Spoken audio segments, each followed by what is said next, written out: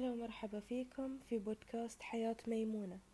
أنا ميمونة اللي دايما تضحك، بس أحيانا تسأل أنا أضحك لأن الشي يضحك ولا لأني ما أبي أواجه شي ما يضحك.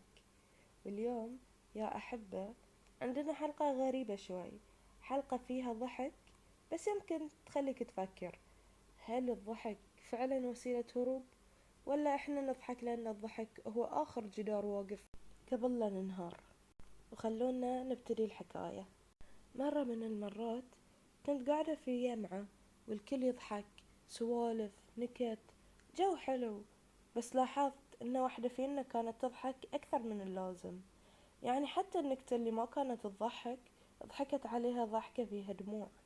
ومن عقبها سألت، هل كلنا نضحك لأن في شي فعلا يضحك ولا لأن الضحك أريح من الاعتراف ان احنا تعبانين؟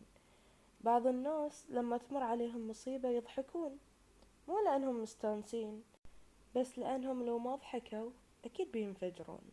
الضحك يصير مثل البالون اللي نعبيه هوا، بس بدل الهوا نعبيه تعب. موقف ما انساه، مرة حضرت عرس والكل كان يضحك وينكت، بس العروس كانت عيونها تلمع كأنها بتصيح. سألتها بعدين، خير ايش فيك؟ قالت لي كل شي تمام، بس احس اني مو موجودة، بس اضحك لانهم يضحكون. وهني استوعبت، احيانا نلبس الضحكة مثل القناع، خصوصا في اللحظات اللي المفروض نكون فيها فرحانين بس احنا من داخل مو بخير. وفي المقابل في العزا فجأة تطلع نكتة، واحد يقول شي والكل يضحك رغم الألم، لأن الحزن ثقيل والضحك يصير وسيلة تنفس. فهل الضحك هروب ولا طريقة نبقى فيها واقفين؟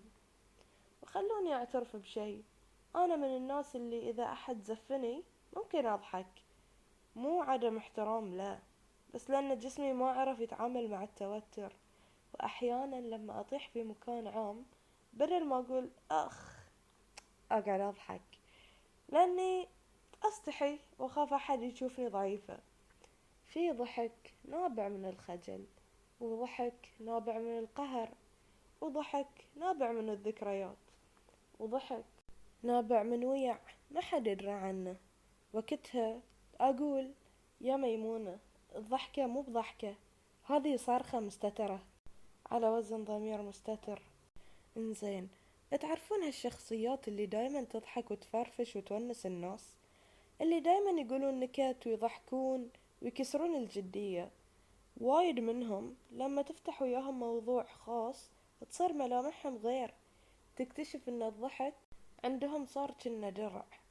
في دراسات تقول ان الناس اللي تعرضوا لصدمات يستخدمون الضحك كآلية دفاع، كأنهم يقولون خلني أضحك يمكن أنسى. بس المشكلة الضحك أحيانا يغطي بس ما يشفي.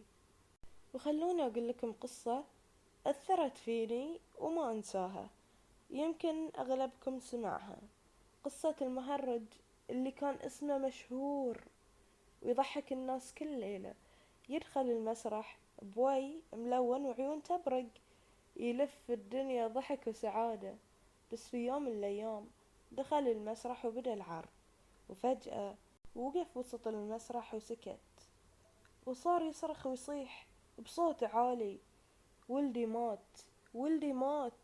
والجمهور ضحك، ضحكوا لأنهم كانوا يظنون أنه هو قاعد يمثل. قالوا أوه تشوف هالدراما، والله فنان. بس المهرج كان فعلا يصيح وينهار، يصيح من قلبه مو تمثيل. وهذه كانت أول مرة يواجه حزنه الحقيقي وسط الناس، لكن نسى أو يمكن تجاهل أن الكل تعود يشوفه يضحك مو ينهار. وهنا السؤال المؤلم، لما الناس تتعود علينا نضحك هل يصدقونا لو صحنا؟ هل نتحمل مسؤولية الوجه اللي رسمناه لهم؟ ولا هاي ظلم لأنفسنا؟ المهرج عقب ذيك الليلة ما عاد طلع على المسرح، والناس للحين تذكر ذيك اللحظة، بس مو كقصة حزن، لا، تذكر ذيك اللحظة كمقطع تمثيلي عجيب. بس أنا كل ما أتذكره أحس إني أنا ذاك المهرج. وانتو؟ انزين، تذكرون أيام الطفولة؟ ضحكتنا كانت صادقة، ضحكة على شي بسيط مثل فقاعات الصابون، أو لما نطيح ونقوم نركض. ما كنا نفكر نغطي شي، لأن ما كان في شي نغطيه أصلا. بس لما كبرنا الضحكة صارت موزونة، محسوبة، أحيانا مدروسة. نضحك على شي مو لأنه يضحك، بس لأنه لازم نضحك، أو ما نبي نحسس أحد. وهني نسأل، هل خسرنا عفوية الضحك وصار الضحك وسيلة نخبي فيها نفسنا؟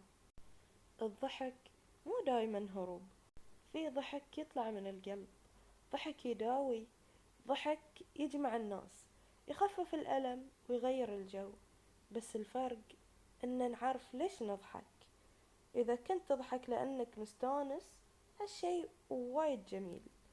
أما إذا تضحك لأنك خايف تواجه، فهالشي يحتاج لحظة صدق مع نفسك. سؤال الحلقة لكم: متى آخر مرة ضحكت فيها من قلب؟ ومتى آخر مرة حسيت إن ضحكتك تغطي على دمعة؟ وهني نوصل لنهاية حلقتنا يا أحباب.